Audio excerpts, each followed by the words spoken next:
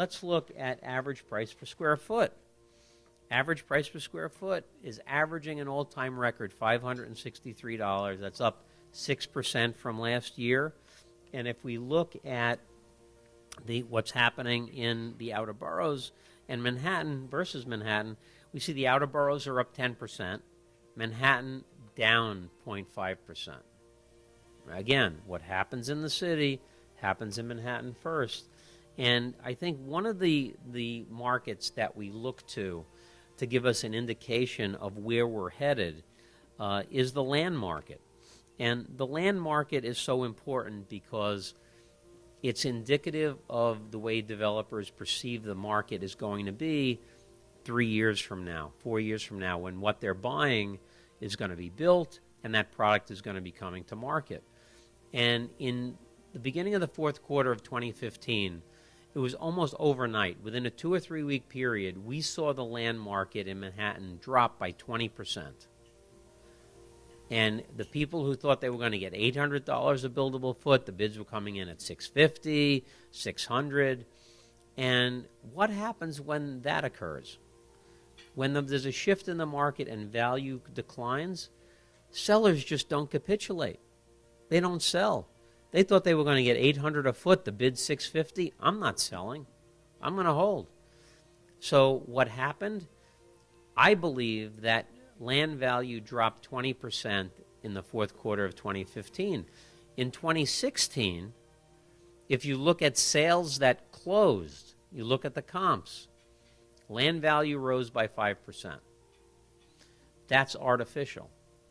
It's artificial. Why? Because the volume of sales in land in Manhattan in 2016 dropped by 78%.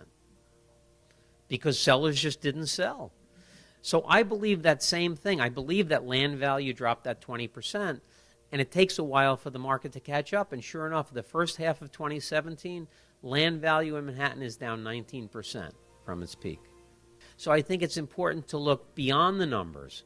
Don't just look at what has closed. Look more importantly at what the activity is on transactions that are in the market. What are the bids on existing buildings, and how many folks are not selling? And in an average year, I would say that half the stuff that goes on the market actually trades. Today, I think if 30% of the buildings that go on the market sell, that's probably on the high side.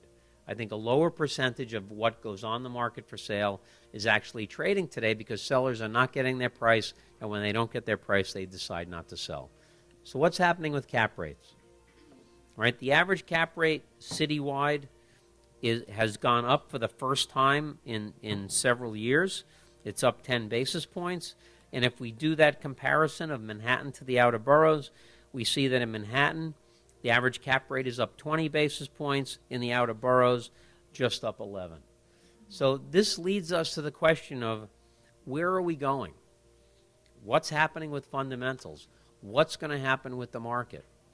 And I said, I believe a couple of years ago when I was here, I was saying that in 2014 we had more buildings sell than ever before, and in 2015 it looked like that volume was going to be down.